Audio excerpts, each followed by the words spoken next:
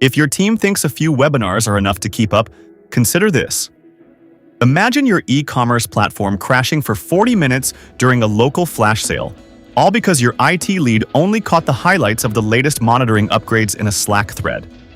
That's the real cost of missing out on in-person learning.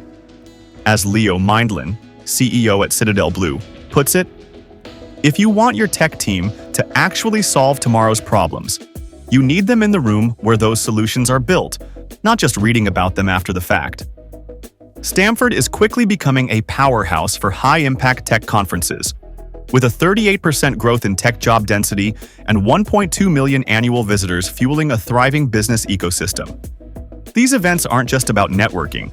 They're where you get the playbook for staying ahead of outages, compliance shifts, and the next AI-powered fraud tactic.